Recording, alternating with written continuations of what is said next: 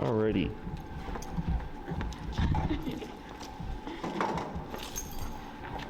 Would you check if that's still on? It like switched for some reason, like when it switches for heat. How you guys doing this week? We're good. Alrighty. I sent you a couple of videos. I just sent them a couple hours ago. Did you happen to watch them? We did. Okay, cool. Yes. So we can get right to the training. Any questions before we get started? Well, you weren't here for the consultation. Do you have any questions? No. I mean, just to recap the leash walking. Correct. And then the separation anxiety. Correct. Are our 2 pain points. Correct. So today, so they kind of work hand in hand. I think we're talking about, we're going to see what this fix is, and then you might need a bar collar for like the separation anxiety, because that happens when you're gone. Definitely we're going to get the leash pulling stuff addressed today, and then everything kind of just builds off of that. Okay? So what we're going to do right now with Hawk is simply find his working number. The working number is what's going to be, or essentially what's going to have him be obedient despite the environment. Okay, so that's the number one thing that holds people back. So like if I work with a dog and then go out to walk with them, like at my side, because I know where to go on the collar, and I have no problem going there. But for the client, it tends to be hard for them, either 1 to recognize or 2 to get comfortable with, because as sensorological as a human, you might think like, well, why does he need such a high number? Like it's just like, you know, the park, and it's like because he's a dog, and dogs bite each other. That's how they communicate. So once you get used to all that stuff, it's very simple. As long as you're following the instructions, you should be able to just take them anywhere. Yeah, I see this stuff all the time. Okay, so who's going to be working with him first? I want you to do it first. Okay, so let's go ahead and hand the remote. Walk in the park. And you said Tyler, correct? Yeah. Okay, so on remote there, clockwise goes up. I'm going to have you go to 15, and if you land 13, 14, that's perfectly fine. We just need general range, okay? So what we're going to do here is we're going to look at Hawk, and let me have you actually step over here a little bit.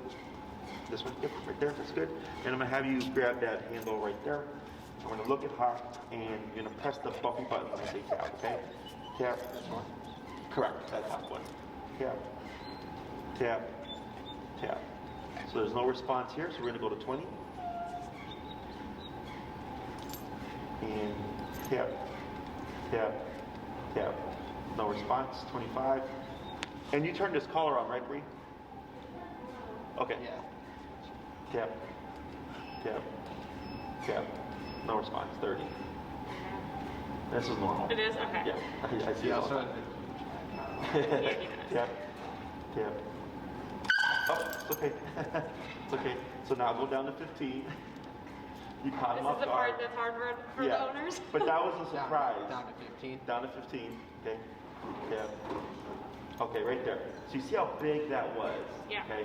So we went 15, 20, 30. Yes. Right? Because he was surprised. Okay. People think pain all the time. Okay. Yeah. It came out of nowhere for him. Yeah. So then we immediately go down to 15. Okay. Now on that 15, that was a pretty big jump. So we're gonna go down to 10. And tap, tap, tap. 12. Tap, tap, tap. Back to 15. Tap, tap, tap, tap. One moment. I'm trying to look at his neck here. Tap. Yeah, I saw that. Tap. There it is. Just did it, yeah. Okay. Tap again. Tap. Tap. But you see how it's kind of inconsistent? Yeah. You saw the big jump Yeah. and then nothing? Right. Let's try 17. And it's because of the colors. I know, it's just hard. Tap. Tap.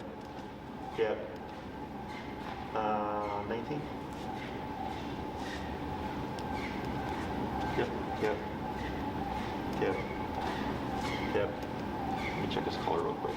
It's because, so for dogs, because they have fur, and he's got this kind of loose skin.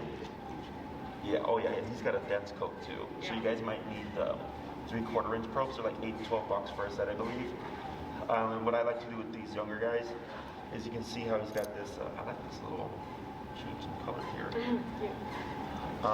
Yeah, so she's got that fitted correctly. I'll go back down to 15, please. Yep. Yeah. Yeah. 18. Yep. 21. Yeah. Want to shorten that leash again, please? Yep. The reason why we shorten this is to make it more clear if he's feeling something. Yeah. Yep. Yep. Yep. 25. Yep. Yep. Yep. Yep. 28. It's okay, Mom. I know. This is why he's doing it. Yep. Yep. Yep. 31. Yep. Yep. 34. This is the drawback to e-collar with dogs with denser coats. It's just getting contact, but once you get used to it, it's easy. Yep. Yep. Yep. Matt, see if I can speak to this real quick. Okay. So I have him 34, 38, yeah, 41, yeah, yeah, yeah, yeah, yeah. 45.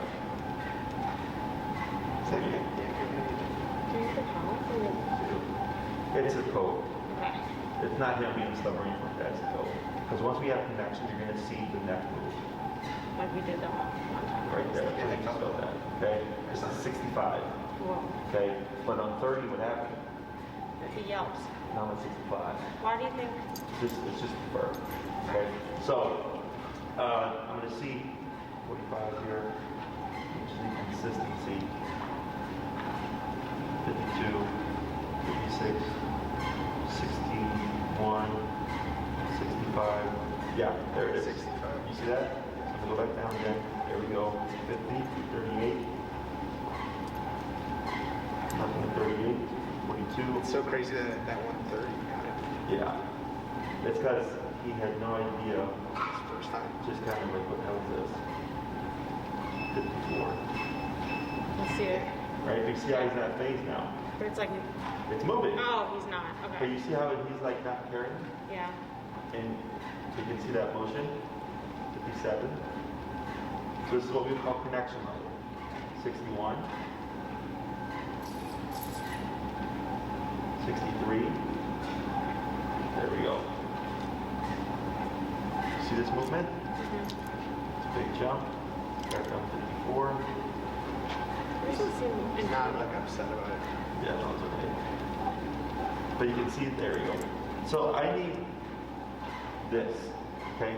Because that movement this is annoying, this is a problem, because nobody likes being uncomfortable, right? So remember growing up peer pressure? Right, they would, and peer pressure was uncomfortable to motivate you to do something that you shouldn't. That makes sense? So this is a negative as well. However, we can use this to either stop behaviors or shape behaviors, and that's what we're going to do today, okay? So we might get some inconsistencies, we might get a hip or two, okay, just because of that dense coat. Okay. You can get those probes on Amazon, 3/4 inch thick hair probes, again, like $8 to $12, I believe. So you're talking about the Just the metal. you can they screw out, you can figure Correct. those in. You just get pliers. And sorry, what did you say? What? 3/4 inch. 3/4 inch. 1 inch. I'm sorry, 3/4 inch thick hair, or 1 inch probes as well, they come longer. Either one of those. Okay. Some clients buy both just to have, in case we need to swap them out. But that would help with the contact. Okay. So I'm gonna hand this back to you. And you're gonna make mistakes. It's okay. It happens. So this exercise here, and you weren't here for consultation, but we record all the training sessions. So if you forget anything today, just watch a video. And then if you ever have struggles with anything, I'll send you other client videos to refer to. Okay. So this exercise is super simple. We want to teach. I teach dogs to walk on the left traditionally. Does that seem fine? Yeah, that's easier. If you're right-handed, left side's easiest. Okay. Most people think right side is actually the opposite. Okay. We want him to walk here. We want right shoulder to left leg. That's going to be our visual in terms of a reference point. Okay. So what we're going to do here is for Hawk. I'm sure when you walk with him, he's over here. Yeah. Correct. Is when he gets ahead of you, I'm going to shout out instructions. Very simple one-word instructions. When he gets ahead of you, I'm going to say turn. When I say turn, you're going to immediately 180 pivot like this and go the other way. He's going to get ahead. I say turn, Go back this way. Okay. And when you do it, you want to make it very sharp. You don't want to round it out, which a lot of people do. You want it to be very, he gets ahead of you, boom, I'm going this way. Okay? The next thing I'm going to tell you is tap, which is, of course, press that button. So if I said tap, tap, tap, tap, that would be your rhythm. If I said tap, tap, tap, tap, tap, that would be your rhythm. So every time I say the word tap, you would press one time. Okay? I might say something like pull to your left, because that's Hawk coming to your right side. You don't want him to your right side. So you keep moving forward, pull to your left, and tapping at the same time as I tell you to, until he moves to that left side. Okay? Other than that, everything's pretty straightforward. Let me have you go ahead and pull Hawk over to your left side there. Can I just grab the way for now? Sure, you can just have a seat, yep. And I'm gonna have you shorten your leash about there, and go ahead and pull him so he's on your left, and go ahead and relax that arm. I'm gonna have you give a little slack, right there. So you see at the bottom of your leash, there's like a bit of a J, if you relax your arm. Oh, yeah. Yeah, right there. And it's right by like his armpit here. So that's like the perfect length. Okay, because enough slack for him to make a mistake, but not enough that he gets caught with it underneath him. Okay, I'm gonna have you go ahead and move this way, and I'm gonna start giving you instructions. And go ahead and turn, tap. He's on your right side. So that turn. Oh, wait. You did left. You want to do right turn. Always turn right. Always Okay, turn right. got it. Correct. So here, turn right. Relax your arm. Tap. Good. Turn. Tap. Tap. There you go. Turn. Tap. Keep forward. Turn. Tap. Good. Turn. Tap. Turn. I'm sorry. Tap. It's okay. Pull to your. You might have to use your left arm. Just pull up to your left. Yep. There you go. Now relax. Keep forward. Turn. Tap. Turn. Tap. There we go. Turn. Tap. A little slow on the tap. Turn. Tap. Pull to your left. Tap as you move forward. Walk while you're... Yep. Use your left. You can use your left hand too. Like you can. There you go. And forward. Yeah, I know it's hard, yeah. Yep. Turn. Tap. Turn. Tap. Turn. Tap. Tap. Keep forward. Turn. Tap. Tap. Turn. Tap. Pretty good. Turn, tap. There we go. Turn, tap. Pull to your left, tap. Tap. There you go, tap. Yeah, it actually might be easiest to put that remote in your right hand. There you go. Turn, tap. You got it, good. Turn, tap. Good. Keep straight, you got it. Turn, tap. There you go. Pull to your left. Tap. Keep forward. There you go. Pull to your left. Tap. Good. Turn. Tap. You got it. Good. Keep forward. Keep forward. Keep forward. Turn. It's okay. Yep. Now forward. Tap. Good. Just keep forward. There you go. Good. Different situation. There you go. And this is the simple version, by the way. Oh, wow. So, yeah. Oh, there you go. Now slow turn. Good. Tap. Good. Keep forward. Tap forward. Good. There we go. Good. Slow. Slow turn. Good. Pull to your left. Tap. Keep forward. Good.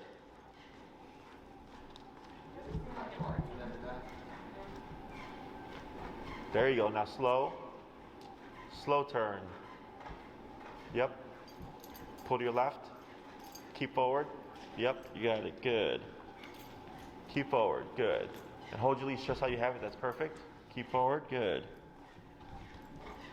Go to slow turn. There you go. Good. Keep forward. Good.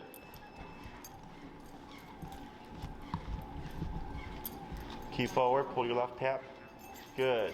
Keep forward. Good. Pull your left, tap. Good. Turn. You got it. Good. Forward. Good. Slow walk here. Keep forward but slow walk. Good. Keep forward. Good. Slow turn. Good. Pick up your pace. Pull your left, tap. Good. Yep. Now slow. Good. Slow turn. You got it. Slow walk, but keep forward. Slower. Slower. Stop. Perfect. See that? That was amazing. Okay. So we need to adjust that number. I didn't fiddle with it because it wasn't too bad. Okay. I ideally don't want back jumping. Okay. Too much. Correct. So what we're trying to find is a balance between low enough that the dog's not vocalizing, you don't want them dipping and yelping, but high enough that they're motivated or like, I need to do something to like get this to stop because they don't like it, right? So the reason why e-collar is so effective is because all animals learn through negative experiences, okay? And in the dog world, they don't give each other treats. You know, they don't give each other CBD for their anxiety and all that stuff. They just bite each other. Okay, if you do something that they disagree with, they will nip, growl, and bite you. Okay, so think of the e-collars like biting or a bite on the butt. Okay, so most people when they teach e-collar or training with e-collar think it's all about let the dog get ahead, and then when they get ahead, you would punish this. You would say no, and either yank or remote the dog. The dog comes back to your side. And then you would say heel. Okay. The problem with this method is one, dog being ahead is not a wrong thing. Okay, dogs don't have right from wrong. So even though you're saying no and you're following it with a punisher, when the dog comes back and they look at you, which I see happen all the time, my interpretation is they're going like, what was that for? Because when they look at you, they need a reference point, and they're going, we're going the same direction. What was that for? Right. And when you say heel, that would require the dog to know what the word heel means by definition. Right? So you can tell a kid, hey, you're going too fast. Walk next to me. The kid doesn't. Right? If they don't do it, well, then we have to have a consequence. But the kid would understand by definition what all that meant. Right? So what we do here is we gave him enough leash to make the mistake of going forward. Right? Or to get ahead of you with that behavior. And then you were simply turning. We have two things going on now. We have him being still corrected. You know, he was like, whoa, I don't like that. But when he would turn around to see what was that was for, you're going the opposite way. He goes, oh, that's going that way now. He catches up. Not trained yet. There it goes. You corrected him, and then you turned around, and you go back the other way. He said, what's going on? Oh, that's going that way now. So I call it the correct redirect, right? Don't go that way, we're going this way. And then that's why right there, I don't know if you saw it, he started targeting your left leg, and which is why when I was going slower, was because now he's starting to be more mindful. So in the beginning, it looked really crazy. You were turn, because he had no idea what to do. But then eventually his brain goes, hey man, every time I pass Dad, this goes off, but if I'm right next to him, nothing happens. And now he's learning to attach to that left leg. Okay, and that's where having that right number is, or that working number is crucial. Because let's say we had it at 15, and what are we at now? 58. You'd still be doing all that nonsense. Because there was nothing consequential to him. Yeah. And a consequence to the degree where he's like, man, I really don't want that to happen again. How do I get this to stop? Right? So once you figure out the working number, then it's just what's the working number for this particular setting. Right now, today's a slow day for us. So we got like 6, 7 dogs here. And some distraction, and you're at 58, and then inside of an empty building, right? But if you're outside, let's say Oz Park, or let's say walking past the dog park, you may be higher than 58 because now you have a lot more stuff going on, which makes the collar so adaptable. Is because I could have a dog trained as low as 15 when there's nothing going on, but then as soon as he added in life, I could be at 58. Okay. So, and as he gets more trained or more well trained, and then we get better connection and stuff, this number is going to differ. But I always care about what is a dog doing in response. So like let's say tomorrow you go for a walk to practice, you run 58, and he keeps forging ahead of you, and it doesn't get better. What does that tell us? Too low. Just bump it, right? And for a guy like him, I go in increments of like 3 to 5. Once you get used to it, like right there, you saw me just real quick on it up and down because I know how to read dogs really well and the connection. But once you get used to like a contraction and then like his response to it, you'll just get a feel for it and you'll just kind of eyeball it, okay? So you'll never get stuck on a singular number. It's going to change from day to day, okay? Questions so far? So you're at 58, right? Yeah. We're going to go down to 45. So the reason why we go down is after that first session, he's literally processing everything that just happened right now. So his brain might be a bit more receptive. So we're going to go down a little bit. Otherwise, if we see him not feeling it, so no connection is nothing. Yeah. And the connection is this, right? And then like I know what like a 58 looks like in terms of the contraction, and you'll see it where you could be at 60 and it's a real subtle twitch. That's not 60. 60 would be something like this. But in here, because it's quiet, he was doing the jump because there wasn't as much distraction. So his response with the right. Okay. was correct. It was just when you're working with him, you might find you could be at 58 again, but it'll be a real subtle response, not because he's ignoring it, because of connection. Yeah, it's just not that Yeah, because the fur acts as a buffer. Yeah. Right, and then he's got that loose skin as well, so that's why you saw me kind of pull it down to make it as flat at a surface as possible to get that good connection. And then Bree has it fit super snug because it has to get through all that stuff. Yeah. So if you have nail polish at home, what I suggest is on the bar, right there where the thing goes through, right there. Just take a strip of nail polish and put it right there so that you know you're using the consistent spot versus the consistent. Just for the notch that we Correct. should. Okay.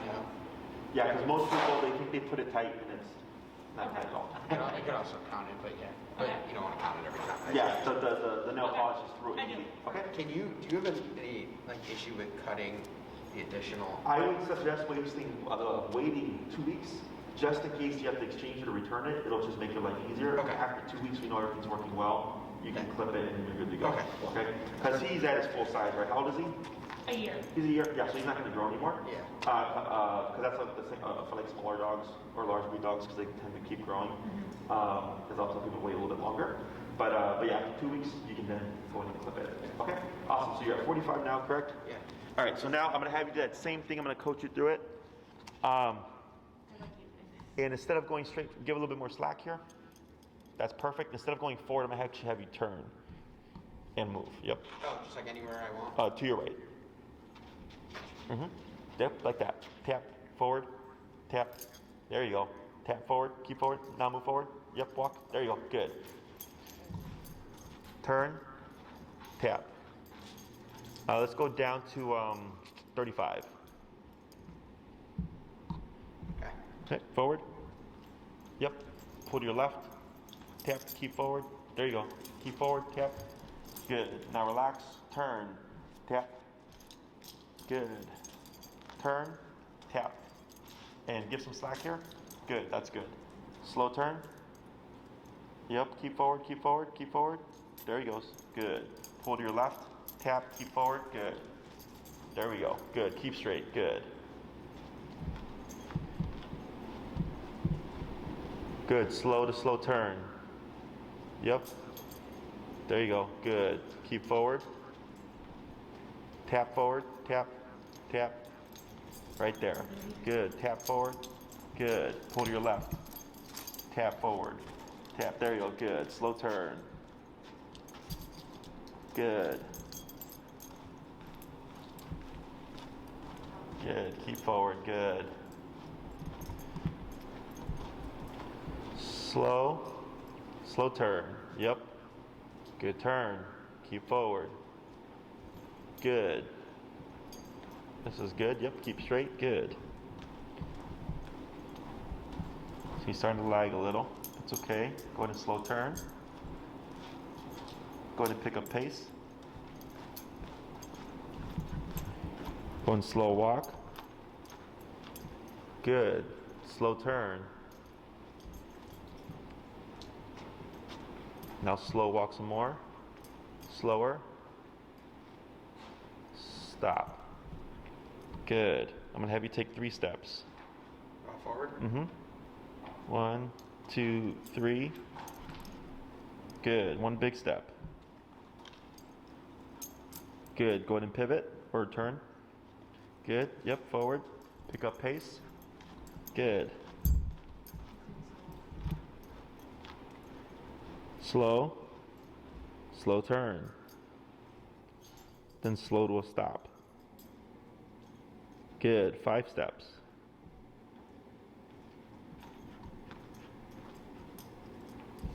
Good. Stay where you are. Just give a tap. Let's go down to 20. And then turn, tap. There we go. Look at that. Much better. The right twitch. That was better, yeah. Now slow turn again. Good turn. Slow to a stop. Good. 3 steps. Good. Okay. So, from 58 down to 20. Yeah. Right? And that level of attention, being able to match your pace as it's slowing down, speeding up. And this is how I can tell a dog's level of focus. Is if I go like this, 1 step. Okay? And you achieve that simply by what you did for 10 minutes. Okay? At the correct number. Had you been, because most trainers promote, and I'm all for low-level e-collar, they'll promote as low-level e-collar, but it's usually stupidly low levels, like 5 to 8. I get like maybe a couple of dogs a year that are that sensitive. It's super rare. Most dogs are 25 to 35 range, and then I have a couple of dogs right now that are like 80 up, which is an outlier, but they tend to be like the bully type breeds, the pits, the bull terriers, the bulldogs, very tough, physically resilient dogs. Okay, so that's why I'm like, don't get married to a number; it's going to change. So the main thing is, do we have connection? So at 58, he was getting kind of jumpy, went down to 45, still kind of jumpy, went down to 35, still kind of jumpy. Then I went to 20, and that 20, his response to that was actually that middle that I'm trying to find, where it's low enough that we're not getting a yelp rate like that, but high enough that he's like, whoa, I want to stop this. Okay? So, questions about any of this so far? No. So when will you probably tell us at the end how to take this outside of training, like for the next week? Correct. Okay, right. so we'll get to that then. That would be those are my questions, like Sure. finding the right amount when we're out for a walk. Right. So what you would do is we go on a walk. And there's no such thing as too much of this stuff, okay? Because for this particular exercise, walking alleviates stress. So the e-collar is a stressor, which is why this is effective, right? So stressors can be good, because that's what motivates people. Like, like right now, things are hard for a lot of people, right? With everything going on. So it's motivating people to like think of new ways of operating their business. Like there's a restaurant, my favorite, I don't know if you guys know Kuma's Corner? Yeah, it's like my favorite place. And which explains this. I've actually never had it. Have you had it? Probably not one. I've had it. I have. No, we didn't go to that. Yeah, it's a heavy metal bar. It's known for their burgers. Oh, cool. I've been going for years. But they didn't used to do delivery or anything like that. And you couldn't do reservations and stuff like that. Well, guess what? Pandemic hit. They had to change their whole, just the whole way they operated. And so they were, a stressor or like a negative thing happened, and they're like, okay, we can't operate like we used to. We have to change things or think of new ways to operate this thing in business, right? So the same thing here. This is a stressor, and now he's thinking, man, every time I walk past Dad, this thing goes off. I don't like it, so I'm going to walk right beside him. Okay, and we're going to put this under a command. So you're going to have an on and off switch. Okay, so the main thing is now when you go out, whether it's tonight or tomorrow, you give Hawk the potty break first. Go out, let him do his business. Pee, poop, whatever he needs to do, get that done first. Once that's out the way, you would then find your working number. Okay, so that would be the number that we found today. You would start at 15 and then work your way up. Okay, you can do 15, 20, 25, 30, and so on and so forth until you hit that working number.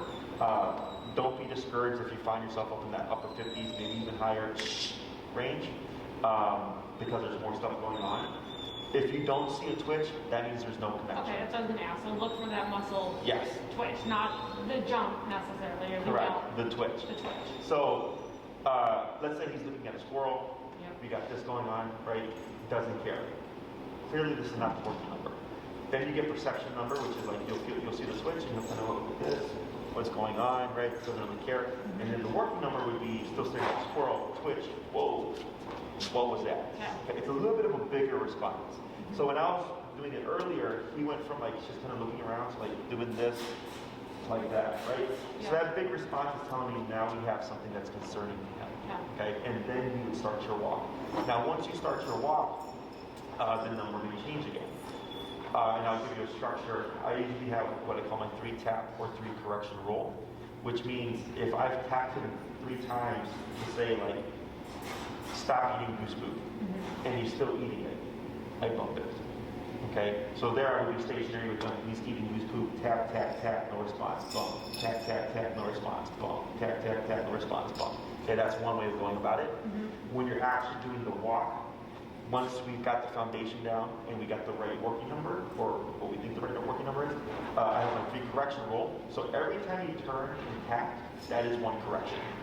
Okay, so it's turn and tap, turn and tap, turn and tap. So then on that one, I would then bump the number probably like 5 on. Okay, let's say I go from 45 to 50, turn and tap, turn and tap, turn and tap. Clearly that's not working. Go to 55. I keep doing that. Eventually, you're going to hit that number, 65 or whatever, and all of a sudden, boom. After a correction, he's going to lock in, and you're going to walk for blocks, and you go, oh wow, like I didn't have to turn and tap for like the last like 30 minutes. At that moment, 65 or whatever it was, is the correct working number.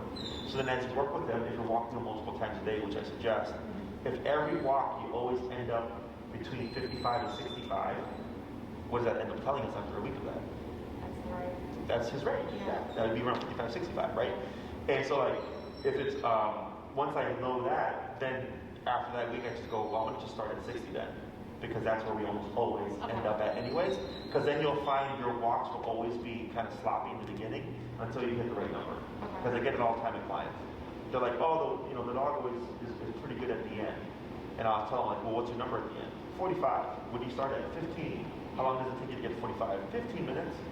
I mean, you've been doing this for 2 weeks already. Right. I always go to 45. Right.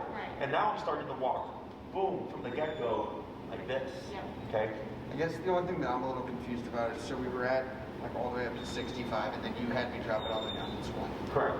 And why did we do that? Because his responses were getting too jumpy, right? So at the beginning, because I just needed to get started, we did 58, and at 58 he was admittedly too jumpy. So where would you think, like if we're going to take it for a walk tonight, where would you say we should start? 15. 15. So you always start at 15, right? Okay. But you're going to be stationary. You're going to do what you did earlier. Okay. You're going to be 15, Right. tap, tap, tap, no response, 20. Tap, tap, tap, 25, you keep repeating that, and then maybe hit 40, and what you'll see is he'll most likely will come to your side because he's thinking this is what I did earlier, right? And then that would be your number. Okay. Then you start your walk. And you were just saying like the 15, 20, 25, that's more to start. Like in 2 weeks, if we're like, we think he's a 40, we stop doing Correct. 50. Okay. Then you just start jumping at the number. Got Because then he'll always take that first 10 minutes to do what he wants because he knows you're at too low until you hit that 40-ish range. Okay. And as we go along, this is really just like logical stuff. It's gonna everything just stacks on each other. So once you learn this concept, everything else is pretty easy. Okay. Question, so if we're walking and he's doing that pretty well by our side and then he sees a squirrel and generally he That's his bolts problem, yeah. ahead of us, so do we turn up and tap when he starts to bolt, or like how do we, in that moment, Sure.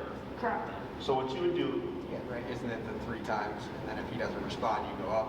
correct. Keep doing So that. there's 2 ways of going about this. Yeah. The best approach is I want your dog to be so well trained that you just walk past squirrels no problem. So we, Okay? Yes, please. The way we can actually get to that is by what you're doing here. Okay. Okay, because right now you have no control, and now we're adding control. So you might find like, holy crap, Jesse, we walked past a bunch of squirrels, and he didn't lunge them once. So what we're doing now is actually what already fixed that problem. Okay, but let's say he's got really good prey drive, and it's just like, man, screw your leash walking, I'm gonna chase a squirrel. What you would do is shorten the leash and just hold. Don't pull back. Just hold. Okay? And then you kick in with what you just said right there, right? So he's pulling towards the squirrels. Tap, tap, tap. 35. Tap, tap, tap. 40. Right. And what you're going to see is once you hit, 65, all of a sudden, boom. He's going to come back. Boom. Here. Okay? Then I just try to move a step or two. And then sometimes... And then, like, let's say you move on with your walk, you can bring it back down to where you can. Correct. Let's say we're at. Once you're past that, and once he's disengaged, because what you might find is as you walk again, he's going to lunge. Right. So then you would tap him, you're already at 65, he jumps back.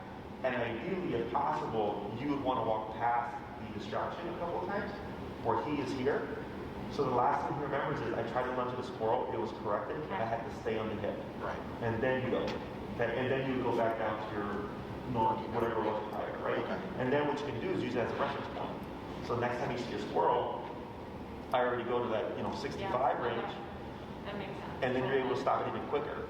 Because for dogs, the longer they perform a behavior as we add in the consequence, the more worthwhile it is.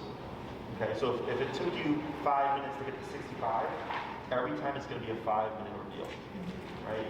So then I just go to 65 and I start stopping the behavior immediately, and the dog goes, not even worth it anymore. Right. Okay, and if you've got good prey drive, that works to your benefit. Because once we get to the recall, the come and call stuff, having a dog with prey drive makes it easier because I'll send them to go chase the squirrel and then use that as a means of as a distraction and call them back for something. So it makes for a really realistic recall.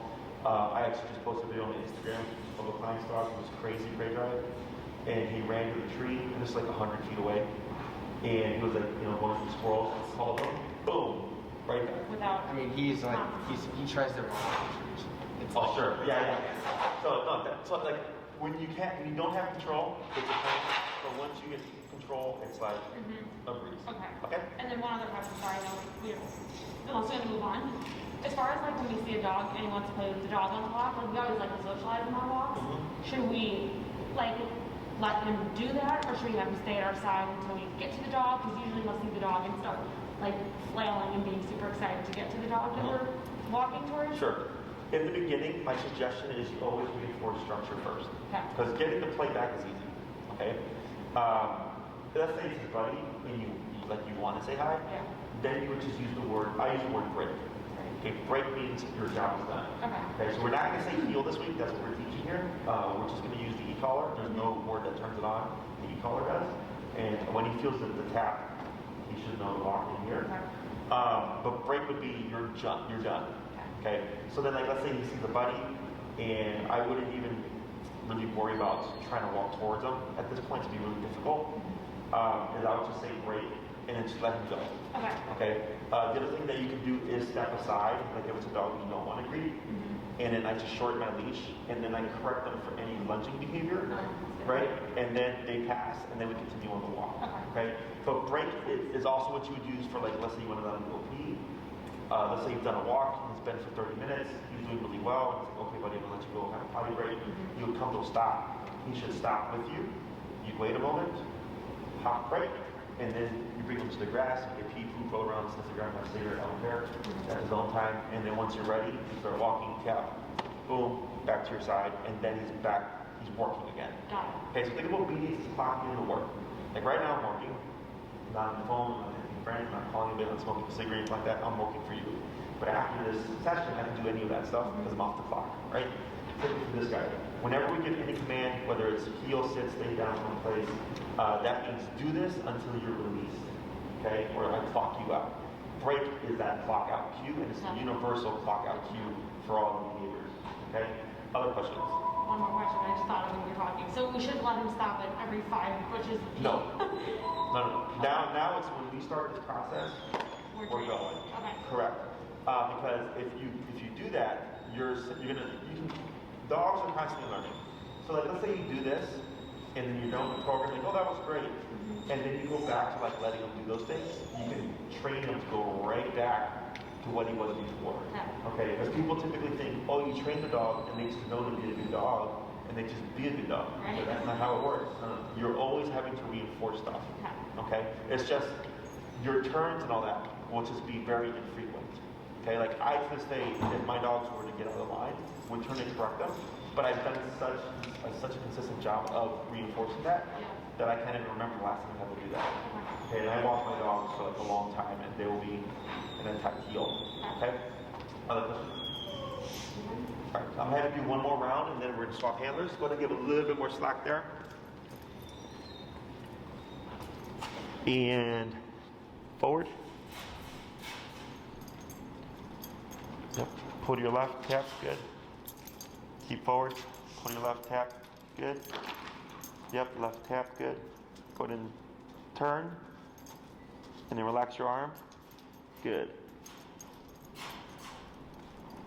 Turn. Tap. Tap.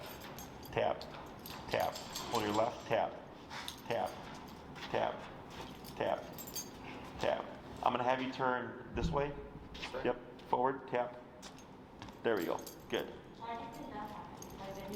He was just resisting a bit. It's okay. It happens. He's not like paralyzed. No. No. Slow turn. We call that shutdown. Okay. But that wasn't even bad. Tap forward. Tap. There we go. So you see it. There we go. Tap forward.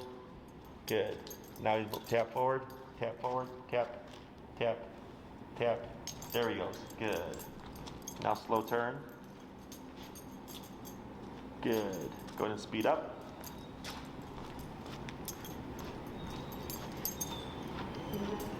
Go ahead and slow to slow turn. Good.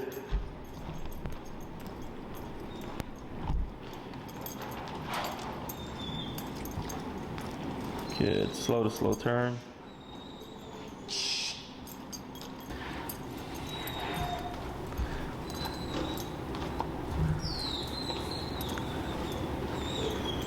Slow turn. Good. Slow down to a stop. Good. 3 steps. Perfect. Okay. Let's go and swap handlers. Because my mom, do you think he needs water or is he okay? No, he's panting because of stress. Okay. Yeah. Alright, so this is the right hand. Oh wait, actually leash in the right hand. You can actually keep leash in your left hand because I think that was the easiest. I'll show you here. So I'm going to show you a couple of things. One is for the leash, left hand, you're going to put the handle over your thumb like this. Okay. The reason why we do this is this acts as a lock. So should Hawk lunge, he's not going to yank it out of your hand. If you put it like this, this can happen. If you do this, this happens. And if you do this, you could potentially break fingers. Okay. So we do this here, and then to shorten it, you would take it, you go over your pointer finger, right, like this, and then clamp down like that. Okay, so that's like what we would call a double lock system, because this is locked around your thumb, this locks around your pointer finger. Same concept. Okay, let me have you take up maybe another 4 to 6 inches of slack on that leash. Looser or tighter? Sorry. Tighter.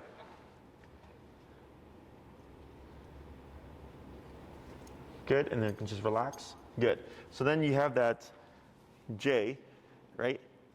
So that J should be like next to his armpit. So again, just relax your arm all the way down. There you go. So you see how it's kind of low? So just take up maybe an inch or 2 of slack there. Perfect, right there. Then relax your arm all the way, just like that. Okay, so that's better.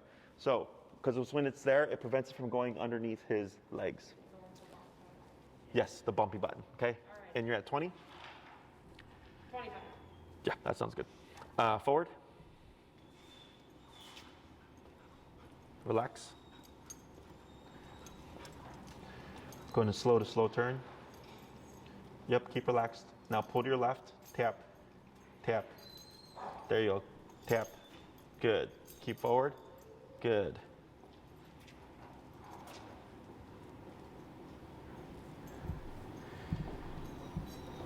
Good. Slow to slow turn.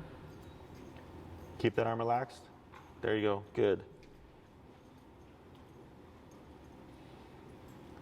Good. Keep forward. Tap. Right. Keep forward. Tap. Pull to your left. Tap. Tap. Good. Relax. Good. Slow to slow turn. Good. Go and pick up your pace.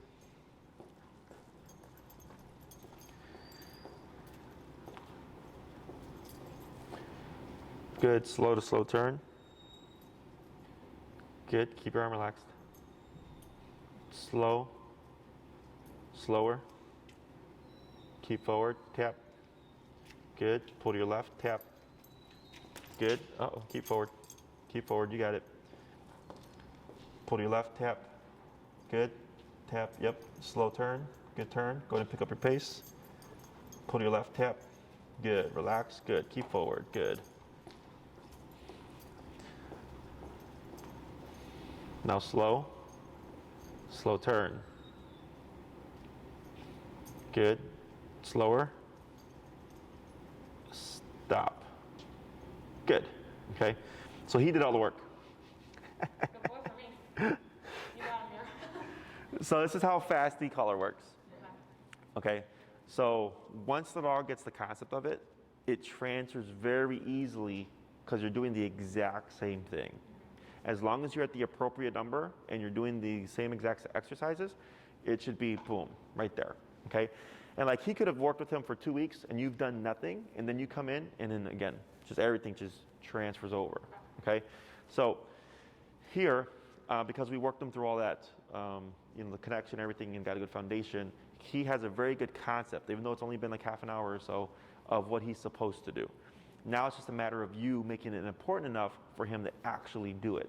And again, and I'm gonna just come back, and I'm gonna do this a lot because people either forget or they'll like just change what I say, and this is the working number. As long as you have the correct working number, which what holds people back, it's just going higher. Everything should be easy. E-collar should never feel like an argument. It should never feel like tap, tap, tap, tap, tap. Why isn't this working? Tap, tap, tap. Okay. And like my girlfriend was out in Lake Zurich, and she saw an off-leash dog there who had an e-collar on, and the owner was like, "Oh, why isn't this working?" Like the owner was just tapping, and then she's like, "Well, what's your number?" And the owner was like, like 8 or something. She's like, "Well, it's probably too low, and that's why your dog's not responding." And probably they didn't do the training correctly if they didn't know how to do that. But as long as you have a good connection and the appropriate number, which even if there's bad connection, you can always force it through increasing the power.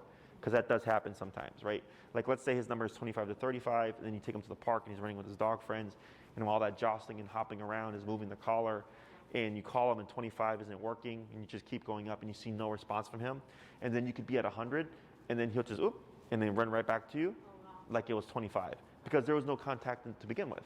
So then finally when it registered, he's like, oh, okay, this is what I'm supposed to do, and then you can of course check your equipment, okay? So, questions? So like tomorrow, usually on the weekends we're taking to this big like prairie park, and letting him be off leash there and run because it's all fenced in, does that set us back for training? Like that's okay, so I'll let him have that playtime? Okay. Because it's on and off. So if, are you talking about prairie wolf? Yeah. Yeah. So when you go up there, right, you just wouldn't start this process. I do suggest you have him collared up, not for application, but for him to get used to he can be loose and free and not always be under control. You want to balance it out, okay?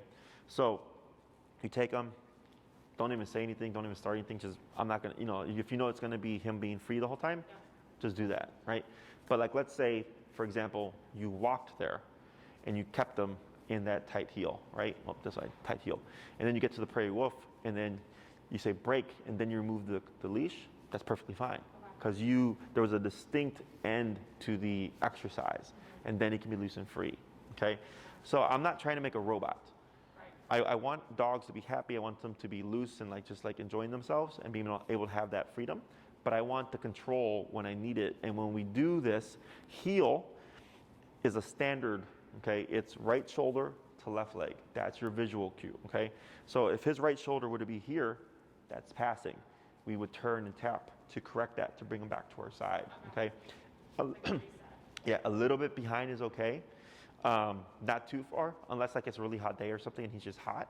But if it's like the beginning of the walk and he's just lagging, we want that right shoulder parallel to the left leg. Because people tend to go by the dog being here, and they're like, I'm like, oh, you need to correct that. And they're like, oh, but the dog's not pulling that much. I'm like, it's not about the dog not pulling that much. Heel is the standard, okay? Because people think about loose leash walking, which is a term that positive reinforcement has created.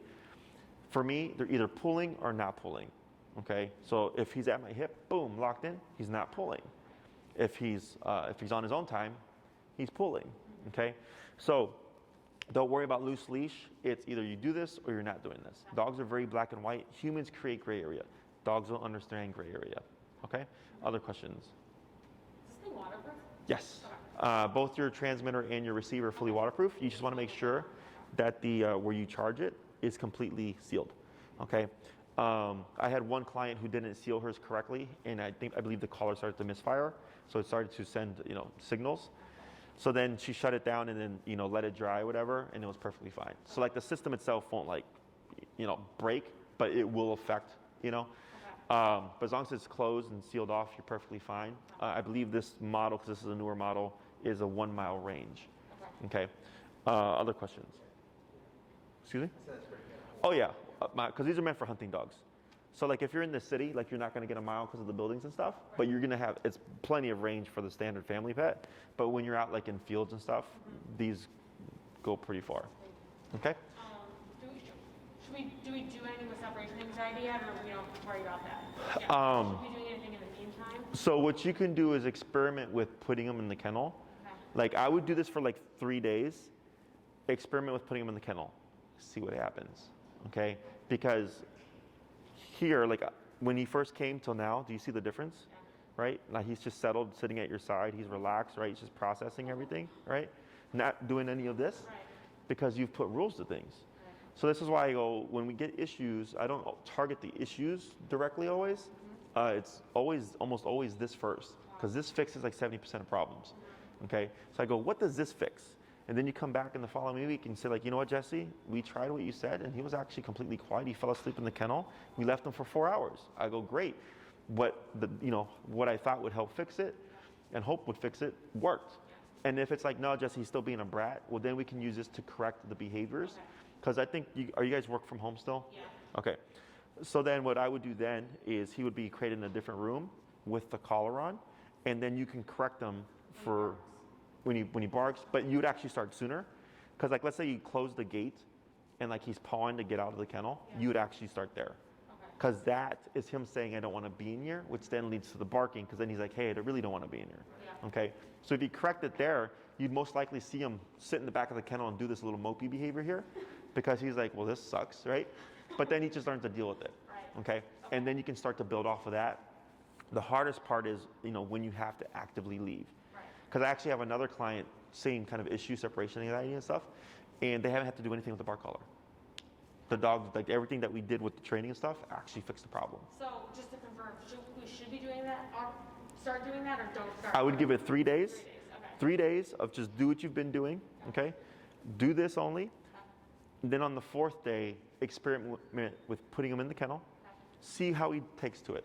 If you feel like he's calmer and then like you're like, oh wow, this is good, then just keep trying it, and then let me know if he peaks at some point, meaning like he starts to bark or whatever. And then if you try and he does start barking, you can put this on him, put him in the kennel, and then correct him for anything that looks like I don't want to be in here. Yeah. And that can be licking the kennel bars, it can be pawing at the gate, it can be pushing his nose against things, it can be scratching at the floor pan. Yep, scratching at the floor pan, whining, barking. And it would be the same thing here, right? You want to find the working number that's going to stop or deter the behavior. Okay. So if you're tapping him at 20 and he's just going at it, clearly 20 is not working. Right. 25, 30, 35, 40. We don't say anything here because aversives are meant to stop things. Okay? So right now we're teaching a behavior. We're teaching him to walk in heel position, okay? So that's why we need more involved. With the kennel, it's just don't do that. So then like you touch a hot stove. Yep. Would you do it again? No, right? You shocked yourself with this thing today. Would you do it again? So I was reading about it. I put it all the way at 100. Because That's I my was reading husband. online and it's like, a lot of said like humans can barely feel it. Sure. So I went all the way up and I did it and it shocked me. It was like a white I was ghost. like, oh my god. I mean, the expression was actually priceless. I was just like, oh. So I've actually felt, so this is the highest powered collar. I put on my neck and I felt it at 127. Yeah. Because it's, it's only fair, right? So, and I can also tell my clients like, hey, I've done it. Like, like I know how it feels, and I've had clients put on themselves and stuff. So like, technically it's only fair, right? But that's also why we don't just come in at 127, right? We started low, we worked our way up. He's picking the number, but like, and that, you know, and I've had to go to 127 plenty of times for dogs. Like there is no cap to this if you're trying to get the result, and that's what makes me very effective. Is I don't come in trying to be as nice as possible to fix the program. I come in appropriate. I go like, okay, this is what your dog's number is. So earlier was 58, but now we don't need 58 anymore. Now we're at 20, okay? So, but with separation anxiety, because separation anxiety can snowball and get really, really big. I've had a dog chew off its tail because of kennel anxiety. And that just tells you just like how stressed a dog can get, and it overrides pain, right? So, That's very sad. yeah, very, very, very rare, but these things do happen. But like, let's say you're trying to like remote him and you're up in that 100 range and he's just going at it. You might be at 127 before you finally just crack him. Right. And he decides, fine, I guess I'll settle. But if you're not willing to go to that extent, you're gonna get stuck, okay?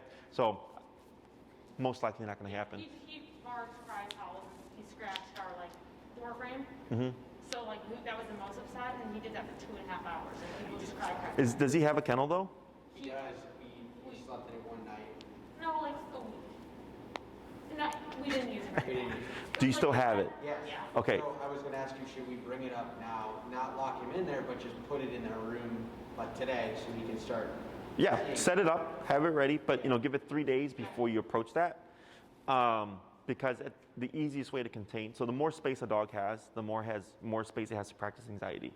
So a kennel can make things harder, but also make things easier because he's in a confined space, so that brain can't pace and do all that anxious behavior. Which is what he did. Correct. Should we keep this collar on in the house all the time, or you take it off when it's? Only when you need to use it, right? So every time you go for a walk, 15 minutes prior, you pop it on him, go out, potty break, find that working number, start your walk, okay?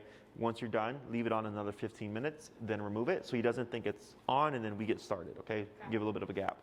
If you're gonna go to the dog park, you're gonna go to Prairie Wolf, you're gonna do anything not training related, but where he would be like having fun, have it on him. Just so that he gets used to like, hey, I get to do all these fun things and this thing is present, so it's not always a bad guy, okay? Because people tend to use it only when it's like the dog absolutely needs it, like, okay, now you're gonna be bad and now I'm gonna use it. And the more you use this, so your dog becomes what you allow them to practice. If you've been practicing a lot of just do what you want, you know, and not to say that you didn't want to control him, but it was like didn't know how, and he was just doing everything that he wanted and pulled everywhere and, you know, peed on anything, you get that kind of dog. But once you start to put rules to things, and then it's like, okay, I give you permission to play and all this stuff, now you're gonna get that kind of dog, okay? So again, I don't want a robot, but when I say something like, get over here, boom, there is no like, when you have a moment, come back, okay? Because that's how dogs end up getting killed. They're running towards the street, running towards a dog fight, you know, like. A few scary situations. For us, it's his legs. Like he already has Hip dysplasia. hip dysplasia. Gotcha. And pulling is The like, whole walk, he's like it's not just, it doesn't look good for his legs, so that's falling. why. Yeah. Gotcha. I'll have to talk to my trainer, Maddie, because we had a dog here, it was a puppy who has a really severe case of hip dysplasia, and the puppy's only like 3 months. But she gave them some kind of like supplements that she recommended. Oh yeah, let us know. Yeah, He's on one from the vet, but Sure. They didn't say it was like severe, but he is He's gonna. bigger, right? yeah, it's like there's an But opening. we would look at, yeah, if there's something on. Yeah, it's just like, you know, vitamins and stuff. Like it's not, if he's got it, he's got it, but it can help at least make it better or like prolong it a little bit. For sure. If you don't get anything from me, just shoot me an email Okay. and I'll get back to you on that, okay? So other questions? I don't think so. All right, so we're gonna try this again. Instead of going forward, I'm gonna actually have you just go ahead and do that turn back. Okay. Let me get my bearing. Should I like start moving? Just, yep, just move. Oh, okay. There you go. And just take up a little bit of slack so it doesn't get caught under his arm. Take up a little bit more, like 4 more inches. Now relax. There. So always just look for that J by the armpit. Okay. Okay, relax that arm. Like that. Perfect. Now turn. Good. Pull to your left. Tap. Tap. Good. Slow turn.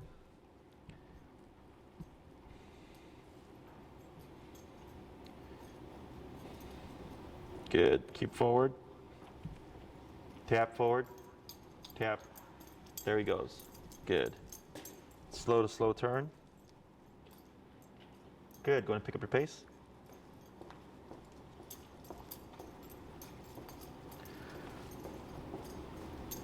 Good. Slow. Slow turn. Slow down. Stop. Good. See how now he looks at you now, right? 3 steps. 3 steps. Good. 1 big step. 5 steps. 1, 2, 3. Good. Forward. Tap. There he goes. Good. Slow to slow turn. Go ahead and pick up your pace.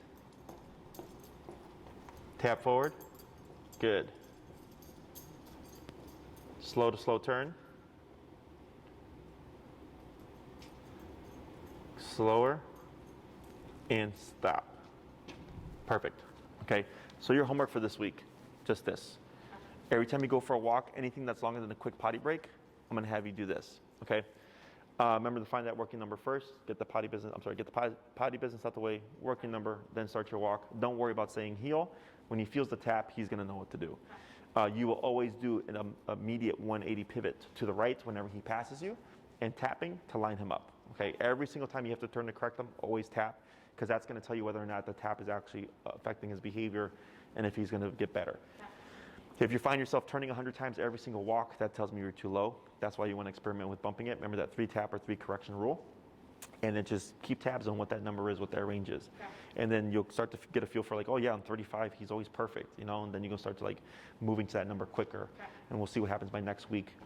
Dogs are better in smaller chunks, so like 3 20-minute walks, just like this would be ideal. Otherwise, if all you have is 1 solid hour to work on it, that's perfectly fine. It's just that he would process it quicker if you did smaller chunks, okay? Once he's trained, you don't have to worry about it. It's just, all right, cool, like I can go for an hour walk or a 20-minute walk or a 2-hour walk, and he's gonna know what to do, okay? Don't be concerned if you see anything like this. You're gonna see a little bit of shaking, some mopiness, some panting. That's just a stress response because no one likes discipline. The more you expose him to this, the faster he gets over it, okay? That's the one thing that holds everybody back is that they don't want to remote their dog, and I'm very generous. Okay, you get a tap, you get a tap, you get a tap, everybody gets a tap, okay? So the more you expose him, the faster he gets over it, and then the faster you're gonna start to be able to target that separation anxiety, okay? Because I know you guys love him, right? That's why he's here. And then earlier, I know it's hard to like see all that stuff, but that energy is actually what feeds into separation anxiety, okay? His mom would just bite him. If he was doing any kind of nonsense behavior as a puppy, she'd just come in and boom, just bite him. Okay, and they wouldn't feel bad about it either. Yeah. Okay, so you're not doing anything mean. You're just getting some discipline and discipline that he understands. Okay. Quick question. So he uses a harness. Should we use this? Yeah, I would just go to a flat collar. This flat collar is a little bit too loose, and that's a snap buckle, right? Yeah. Well, is that just like a clip-on? Yeah. Like, yeah. Snap buckles can break. Technically, it shouldn't matter because as he's already working, he's getting easier. But buckles like the e-collar one, the flat buckle, those are better because they don't stretch. Okay, so then these tends to stretch out, so then you'll tighten it, then it stretches out, and then the concern is that it'll slip over the head. Okay, but you don't want to use the harness because the harness will counteract the e-collar. Okay, harness says pull, e-collar says don't pull. Okay, all right, guys, I have a Zoom session that Maria scheduled me for, so go ahead and get settled, get ready to go, and I'm gonna see if Bree can help walk you out here. Okay. Okay. Awesome. Should we do it